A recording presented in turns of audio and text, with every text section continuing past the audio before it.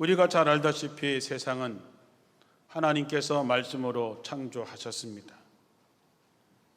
또한 말씀이신 그리스도께서 육신의 몸을 입고 이 땅에 오셔서 우리의 구원자가 되셨습니다. 그 말씀이 육신이 된다고 하는 말, 인카네이션이라고 하는 말, 성육신 되었다라고 하는 그 말은 정말로 어마어마한 신비의 이야기입니다. 이렇게 하나님의 말씀에는 상상할 수 없는 힘과 능력을 가지고 있습니다. 예수님이 행하신 기적의 대부분도 말씀으로 명하시고 그 말씀에 누군가가 순종할 때 거기에 놀라운 기적의 역사가 나타났습니다. 바로 이 시대에 우리가 하나님의 말씀 그리고 그 말씀에 순종함으로 나타나는 기적의 주인공들이 되고 그것을 통해서 하나님의 영광을 드러낼 수 있는 사람이 되어야 되지 않겠나. 우리 모두 예외 없이 아무도 살아보지 못한 하루하루를 살아갑니다. 내 앞에 어떤 일이 펼쳐질지, 내 앞에 어떤 것이 기다리고 있는지 아무도 모릅니다. 우리가 살아온 세상이 언제나 푸른 초장과 쉴만한 물가였던 적이 있습니까? 그건 우리의 바람이지, 우리의 인생은 푸른 초장과 맑은 시냇가의 삶이 아니고 우리의 삶은 광야를 지나는 삶입니다. 야곱의 이야기처럼 험악한 세월, 하루도 편하지 못한 세월을 살아가는 것이 우리의 인생입니다. 그러면 그 광야길을 건너가야지만 가나안 땅에 도착할 수 있는데 분명한 것은 광야를 건너지 않고는 가나안에 도달할 수 없다는 것입니다. 그러니 한 번도 본 적도 없고 한 번도 살아본 적도 없고 한 번도 걸어가 본 적이 없는 이 광야길을 무엇으로 어떻게 건널 수 있을까요? 방법은 단 하나입니다. 그 길을 아는 누군가가 그 길을 가르쳐주고 그 길을 인도해 줘야 되는 것이죠. 요한복음 14장 6절에 보면 예수님께서 내가 곧 길이요 진리요 생명이니 나로 말미암지 않고는 아버지께로 갈 자가 없다 했습니다. 예수님이 우리의 길이고 진리고 생명이라 그랬습니다. 주님께서 마태복음 28장 20절에 내가 분부한 모든 것을 가르쳐 지키게 하라. 내가 세상 끝날까지 너희와 항상 함께 있겠다 했습니다. 자, 길이요 진리요 생명 되시는 예수께서 우리의 구원자가 되시고 인도자가 되시고 그분이 세상 끝날까지 광야길을 무사히 건너갈 때까지 끝까지 함께 하시겠다고 했는데 뭐가 더 필요할까요?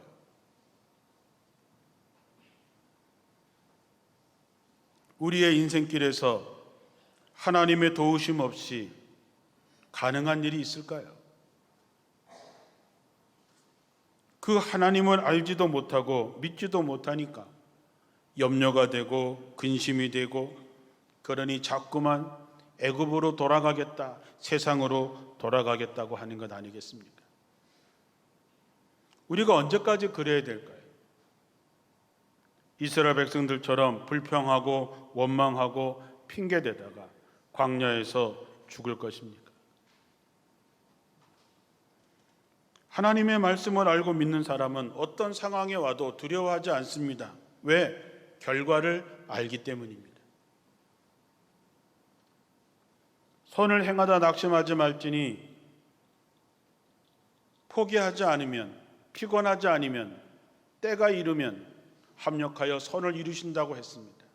그러니 지금 내 상황이 아무리 힘들고 어렵다고 해도 나의 끝을 우리는 압니다.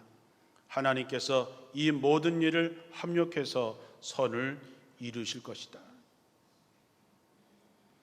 저 끝이 무엇인지 알기 때문에 우리는 어떤 상황에서 견디고 버티고 나갈 수 있지만 저 끝에 무엇이 있는지 모르는 사람은 무섭고 두려워서 불평하고 원망하고 자꾸만 세상으로 돌아가려고 하는 것이죠.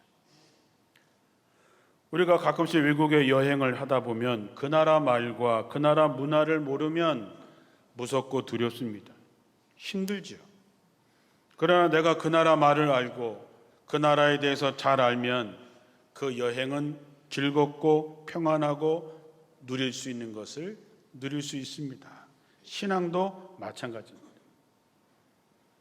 요한복음 8장 31절에 예수님께서 자기를 믿는 유대인들에게 너희가 내 말대로 살면 참으로 내 제자가 되어 진리를 알게 될 것이며 그 진리가 너희를 자유롭게 할 것이다 그랬습니다. 우리가 하나님의 말씀을 알고 하나님의 말씀대로 살면 우리가 주님의 제자가 될 뿐만 아니라 진리가 뭔지를 알게 되고 주님이 어떤 분인지 하나님이 어떤 분인지를 알게 되고 내가 그분이 어떤 분인 줄 알고 믿게 되면 자유로운 사람이 된다는 것이죠. 자유로운 사람, 자유로운 인생, 얼마나 멋진 얘기입니까? 시편 119편 105절에 주의 말씀은 나를 안내하는 등불이며 내 길을 비추는 빛입니다 그랬습니다. 우리가 캄캄한 밤 한 번도 못 가본 곳을 가는데 내 앞에 등이 나를 인도합니다. 이리로 오라, 이리로 오라 말씀하죠. 그리고 내 발이 넘어질까 봐 내 길에 빛을 비춰주셔서 우리의 인생을 책임져 주신다고 하시는 것이죠.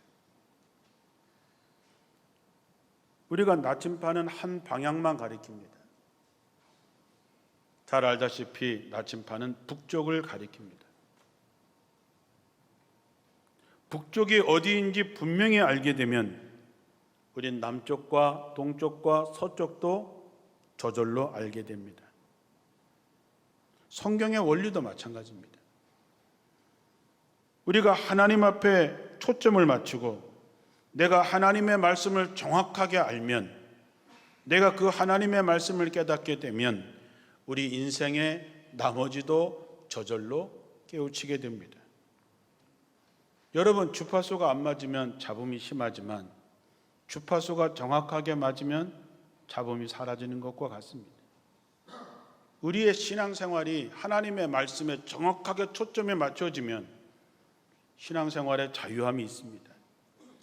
그런데 이걸 맞추지 못하고 의심하고 두려워하고 긴가민가 하니까 신앙생활이 힘들어지니까 자꾸 세상을 기웃거리게 되는 것이죠.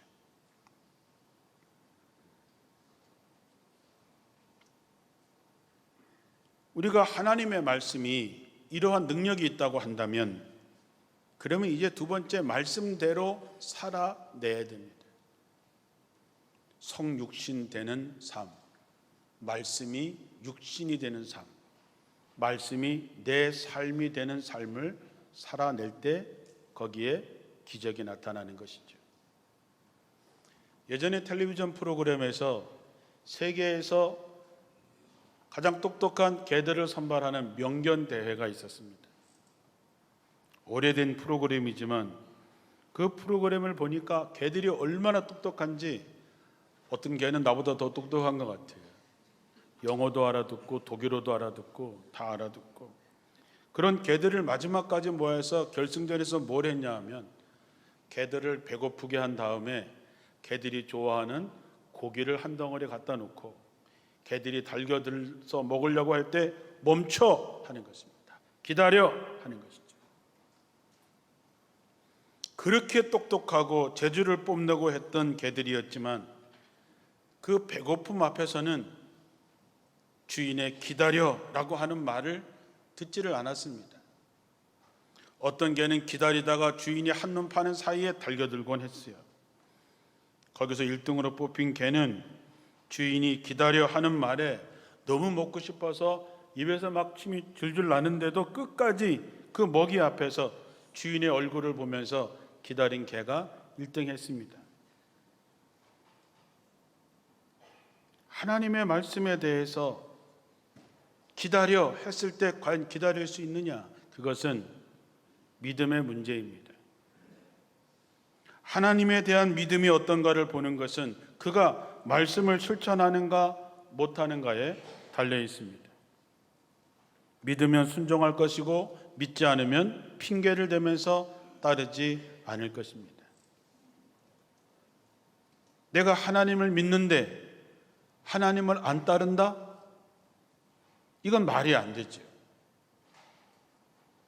사는 길을 가르쳐 줬는데 죽으러 간다? 말이 안 되는 얘기죠.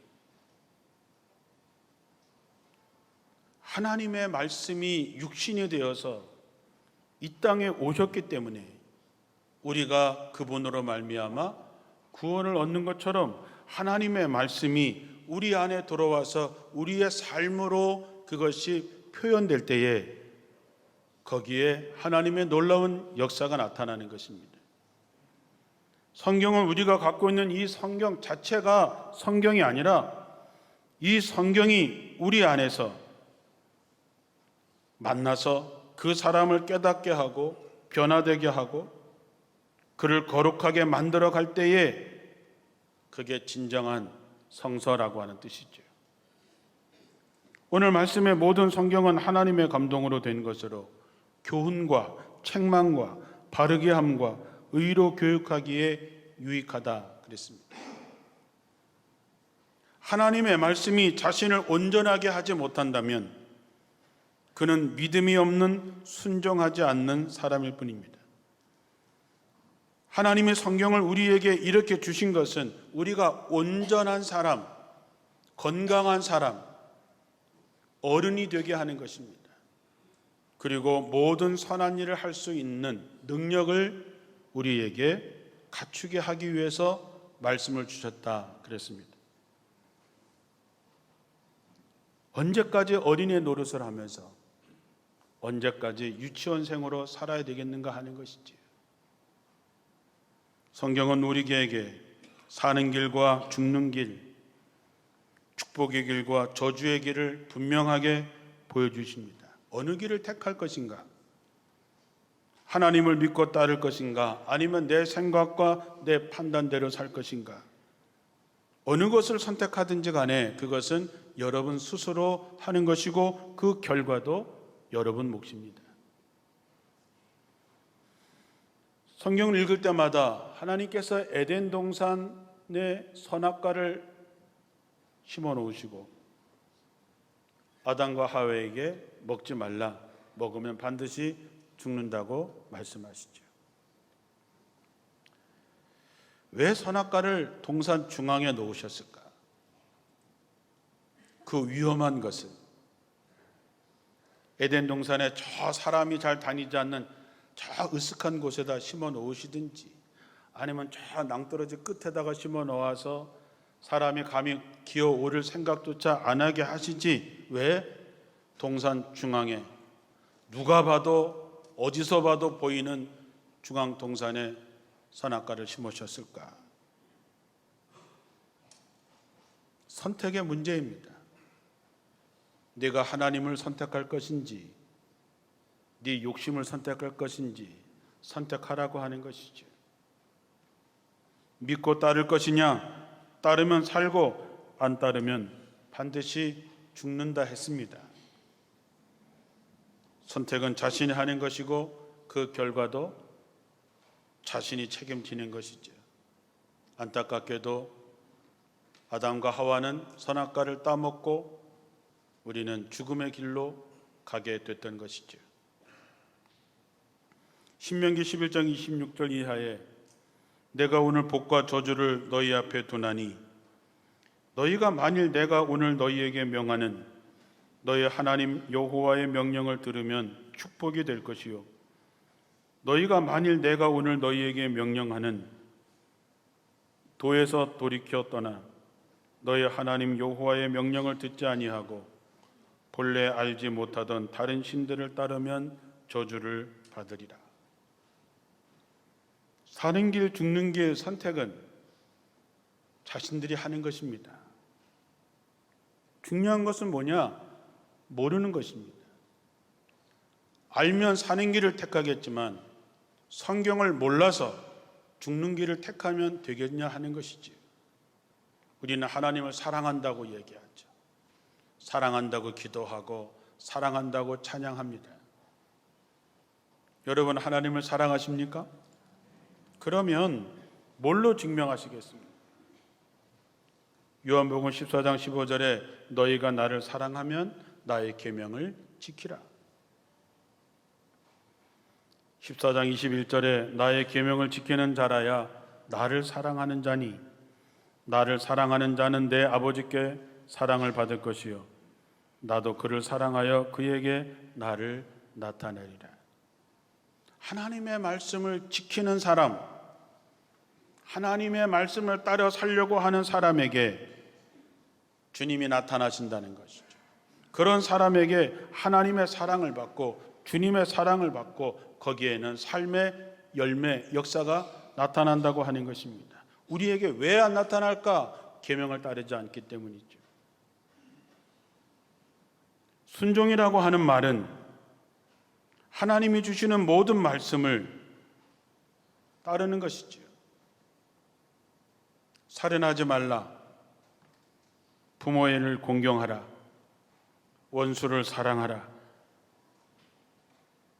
여러분, 살인하면 됩니까? 안 됩니까?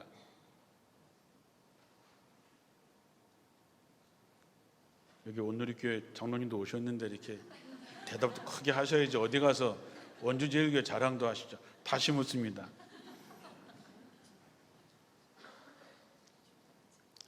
살인하지 말라. 맞습니까? 틀립니까? 왜 맞습니까? 우리가 인간의 도덕적으로 봤을 때 그렇게 배웠으니까 살인하면 안 되죠. 부모를 공경하라. 맞아요, 안 맞아요? 맞죠. 원수를 사랑하라. 조금 깨림직하죠. 여러분, 하나님의 말씀을 읽으면서 살인하지 않는 것, 부모를 공경하는 것, 이웃을 사랑하는 것, 그래, 그건 우리가 배운 대로 맞는 거니까 우리가 지켜야지. 원수를, 그 원수, 이건 좀 깨림직하네. 이건 아직까지 내가 아직은 안 돼. 이게 순종이 아닙니다. 살인하지 말라. 왜 살인하지 말아야 되냐? 하나님께서 그렇게 말씀하셨기 때문입니다. 부모를 공경하라. 왜 공경해야 되느냐? 하나님께서 그렇게 말씀하셨기 때문에. 그래야 원수를 사랑할 수 있는 것이고 험한 길을 갈 수 있는 것이지요. 우리는 자꾸만 자기 생각에, 판단에 앞에 두 개는 맞으니 지키고 뒤에 것은 안 맞으니 안 지켜도 되나? 그런 게 아니죠. 하나님의 말씀을 판단하려고 하지 마시고 하나님이 말씀하시면 내가 가기도 하고 하나님이 말씀하시면 멈추는 것입니다. 구약 성경의 구름 기둥과 불 기둥이 이스라엘 백성들을 광야에서 이끌어갑니다. 어쩌면 하나님의 말씀처럼 그가 명령하는 것이지요. 여러분, 가족들을 데리고 구름 기둥에 가면 다 뜨거운 땡볕에 그 짐과 자녀들을 데리고 가다가 구름이 멈추면 텐트를 칩니다. 그리고 살림살이를 갖춰놓고 이제 뭔가 막 하려고 그러는데 그 다음날 다시 구름이 떠날 수 있습니다. 그러면 아무리 피곤하고 힘들어도 짐을 싸서 또 구름을 따라가야 됩니다. 어떤 때는 빨리 가나안 땅에 가고 싶은데 어떤 때는 구름 기둥이 1년 동안 꼼짝도 않고 있습니다. 내 마음이 아무리 조급하고 아무리 바빠도 구름이 움직이지 않으면 나도 움직이지 않는 것입니다. 거기에는 오직 하나님이 움직일 때 움직이는 것이지 내 마음대로 할 수 있는 것이 아니죠. 베드로의 이야기를 잠깐 해봅니다. 베드로가 밤새도록 고기를 잡았지만 한 마리도 잡지 못했습니다.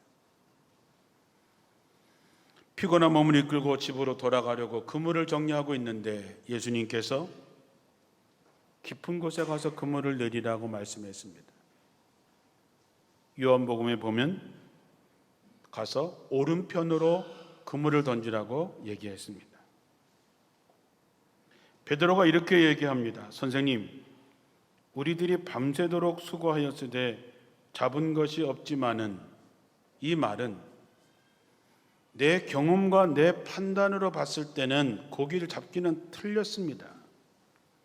베드로는 갈릴리 호수에서 40년 이상 지난 베테랑 어부고 예수님은 갓 30살에 목수의 아들이니까 우리의 경험과 판단으로는 고기 잡기는 틀렸지만 말씀에 의지해서 내가 그물을 내리겠습니다.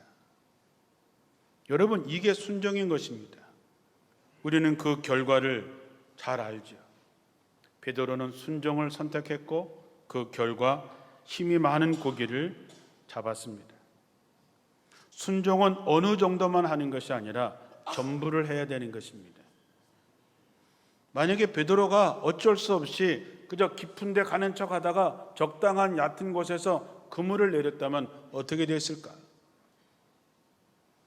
만약에 제가 베드로였다면 저는 왼손잡이기 때문에 왜 오른편으로 던져? 왼쪽이 훨씬 쉬운데, 뭐 여기나 마찬가지지 하면서 내가 왼쪽으로 그물을 던졌다면 어떻게 됐을까? 그래 놓고 안 되면 예수님께 핑계거리를 만들어 놓고 이렇고 저렇고 했겠지요. 사랑하는 성도 여러분, 믿음이 있노라 하면서 행함이 없으면 무슨 유익이 있겠습니까? 그 믿음이 자기를 구원할 수 있겠습니까? 행함이 없는 믿음은 그 자체가 죽은 것이라 했습니다. 말씀에 절대적으로 순종하고 말씀에 의지해서 그물을 던질 수 있는 여러분들이 되시기를 축원합니다. 마지막으로 이제 하나님의 말씀을 알고 순종함으로 하나님의 능력을 경험했다면 이제 나가서 전해야 됩니다. 주님의 마지막 명령이 땅끝까지 이르러 복음의 증인이 되는 것이고 그런 사람에게 끝까지 함께 하시겠다고 약속하셨고 그 일을 위해서 성령을 보내셨습니다. 그 명령에 따라서 118년 전에 외국인이 이 가난하고 어두운 조선 땅에 와서 우리 교회를 세운 것입니다. 이제 우리가 그 일을 할 때가 왔습니다. 여러분 가까이 있는 사람들, 여러분이 가지 못해서 대신 멀리 선교사로 간 분들, 우리 기도원이 성경을 반포하는 일들, 또 오늘 저녁에서 CBS 방송을 통해서 복음을 전하는 일들에 우리가 함께 해주는 것입니다. 저는 하나님께서 맡겨준 사람이 있다고 믿습니다. 네가 세상에 가서 구원해야 될 사람 있겠지요. 내가 가지 않으면 그들은 지옥에 가겠지요. 지옥에서 여러분을 원망하겠지요. 우리가 복음을 전하는 것은 우리 일이고 구원에 관한 일은 그의 몫입니다. 오늘 저녁에 있는 콘서트에 여러분 가족들과 또 이웃과 함께 참석해 주셔서 좋은 시간이 될 수 있었으면 합니다. 함께라고 하는 주제로 하는데 함께 해주는 것이 얼마나 소중한 것인지를 여러분 함께 경험하시고, 성경은 하나님이 우리의 삶을 인도하시는 내비게이션입니다. 성경은 능력입니다. 말씀대로 순종해서 정말 기적이 나타나고 하나님의 영광을 드러내고 세상에 희망이 되는 저와 여러분들이 되시기를 주님의 이름으로 축원합니다.